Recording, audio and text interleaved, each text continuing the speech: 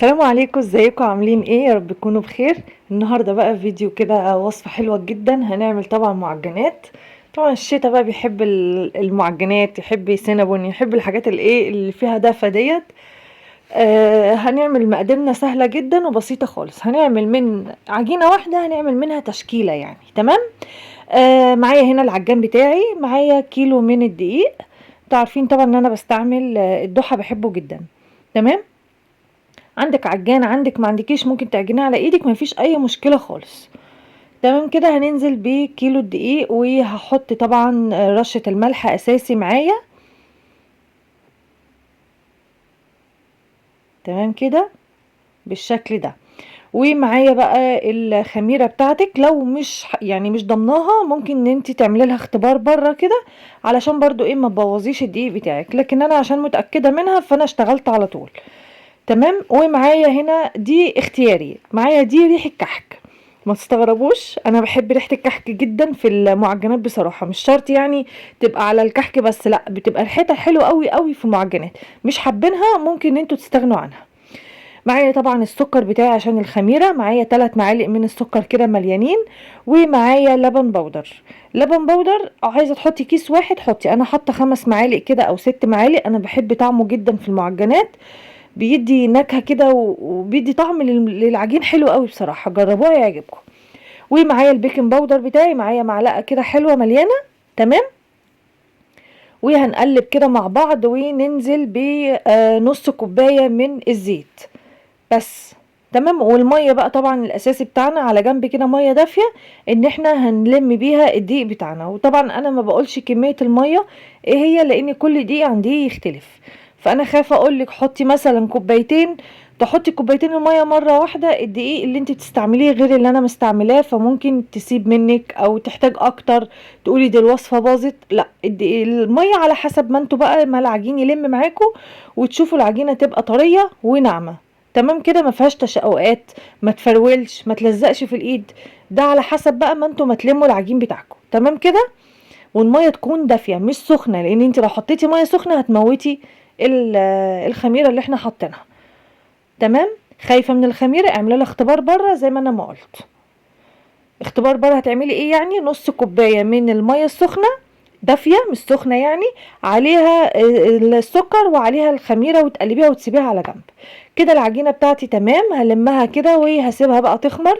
بس حاولي بقى ان انت تحطيها في مكان دافي شويه، ممكن تسخني الفرن شويه وتحطيها، عشان طبعا الجو ساقع، فانتوا عارفين ان طبعا هتاخد وقت جدا على ما تخمر.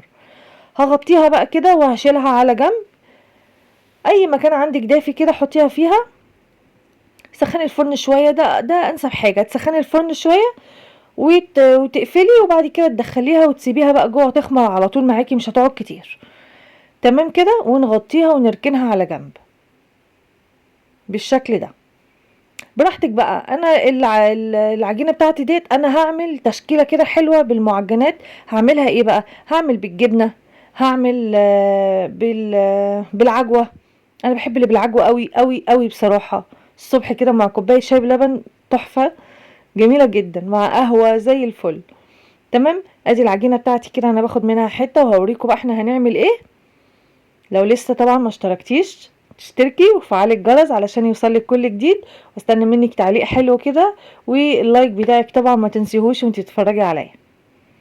هنفرد بقى كده العجينه بتاعتنا زي ما انتم شايفين، ناعمه جدا وجميله ما شاء الله، تحفه.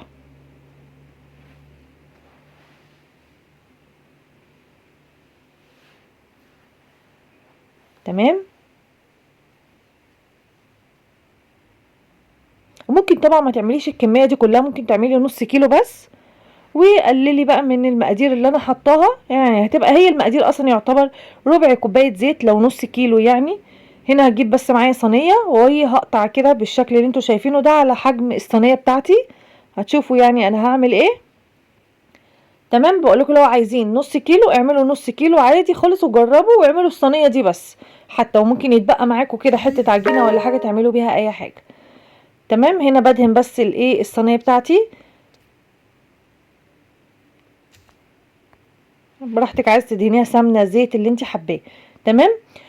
هحط بقى كده الحته اللي احنا فردناها مع بعض، وهجيب بقى معايا العجوه بتاعتي. طيب العجوه بقى في ناس كتيره بتشتكي منها ان هي بتبقى ناشفه.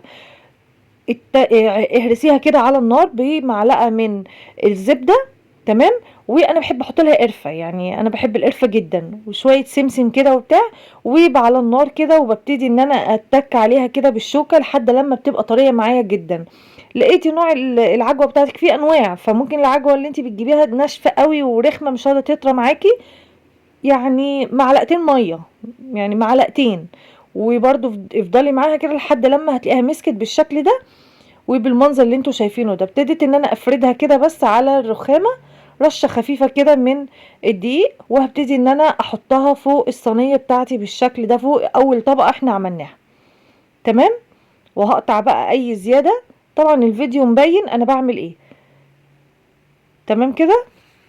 هفرد بقى حته كمان من العجينه واحطها عليها بنفس الطريقه اللي احنا عملناها كده. انا فردتها اهي، وهبتدي ان انا اظبط كده واداري اي حاجه باينه بقى. هجيب معايا اي طبق صغير، اي حاجه عندك، كوبايه، اي حاجه، وابتدي ان انا اقطع كده بالشكل اللي انتوا شايفينه ده. تمام. انا بعمل بساوي كده علشان انا عايزه يبقى هوريكم يعني. بصوا هاخد 2 مع بعض اهو. بصوا هاخد 2 اهو مع بعض زي ما انتوا شايفين، الفهم كده بالشكل ده، واريح الطرف بتاعها، ما اخليش الطرف بتاعها على جنبه، لا انيمه كده على ظهره زي ما انتوا شايفين كده. تمام. اوريكم واحده كمان اهي.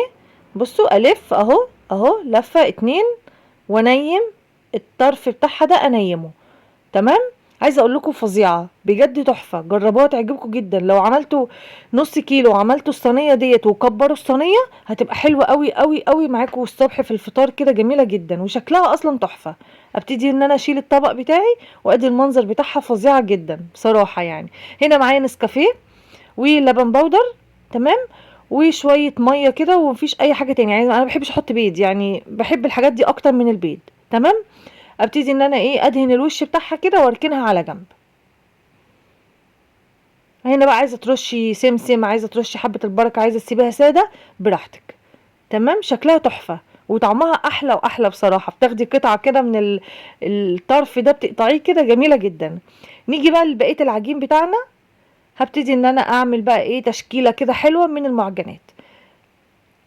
اعملي بقى اللي انت حباه بقى، عايزه تعملي صينيتين من نفس الصينيه ديت اعملي، عايزه تعملي زي ما انا ما بعمل كده، اللي انت حباه اعمليه. انا هحشيها جبنه، هتشوفوا معايا اهو كده. انا فردتها كده زي المستطيله كده شويه. تمام. معايا جبنه كده مثلثات، احط منها اي نوع جبنه بقى انت حباه حطيه. شايفين بقى انا بعمل ايه؟ يعني انا عايزه انتوا كده الصوره واضحه، وشايفين ان انا بقطع الطروف، وهبتدي ان انا الف بالشكل اللي انتوا شايفينه ده كده، وبايدك وواحده واحده كده تروحي برمه على طول. بصوا بس، مفيش اي حاجه خالص، سهله جدا. تمام اهي. والفتحات اهي بتبقى باينه وبتبقى شكلها حلو قوي.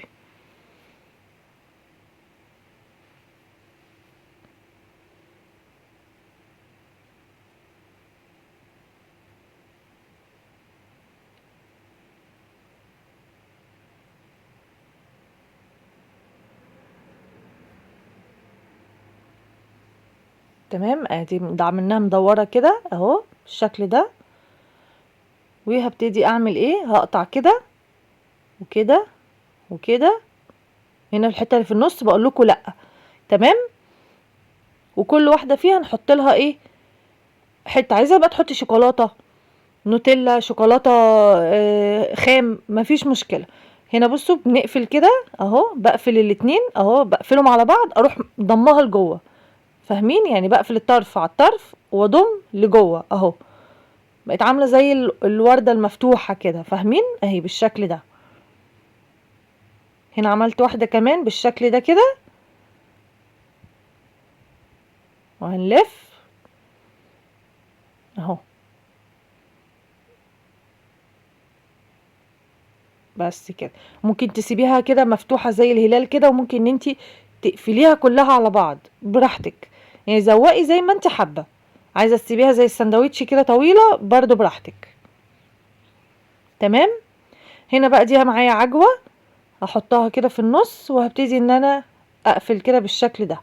اخد الطرفين كده مع الطرفين واتك عليها، العجينة بتمسك عادي جدا، مفيش اي مشكلة اهو. بصوا اهو كده كده، واقفل بس مش هعمل فيها حاجة.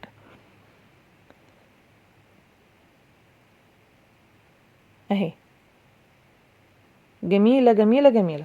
عايزة اقولكوا طعمها تحفة بصراحة يعني. كمان اللبن البودر بيبقى في العجين بيدي نكهة حلوة قوي قوي بصراحة. وطبعا ريحة الكحك اللي انا حطاها حلوة، عايزين تستغنوا عنها براحتكم. ممكن في ناس بيحبوا ريحة اللي هي مية الورد والحاجات دي، بس انا مش بحبها بصراحة. معايا دي بقى جبنة، دي اسطنبولي، كانت جبنة اسطنبولي انا بحبها قوي قوي، اللي هي بالفلفل دي بقى، فبتبقى حراقة كده وبتبقى حلوة قوي. هنا بقى هقطع، بس مش هقطع الطرف يعني. بصوا التانية كنت بقطع للاخر، لا انا مش هقطع للطرف اهو بالشكل ده. تمام. وبقفل طبعا زي ما انتم شايفين للجنب اهو.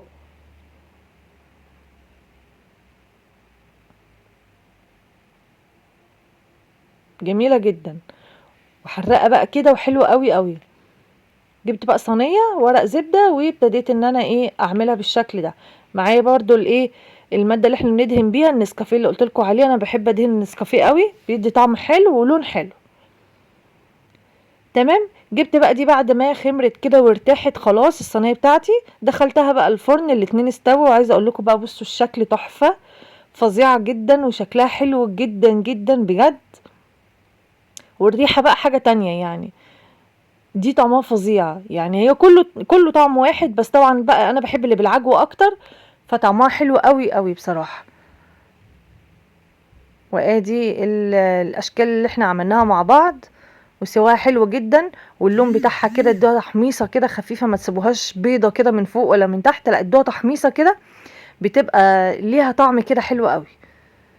تمام. بصوا، هو العيل ياخد سندوتش واحد كده من ده مع اي حاجه الصبح، حلو قوي زي الفل.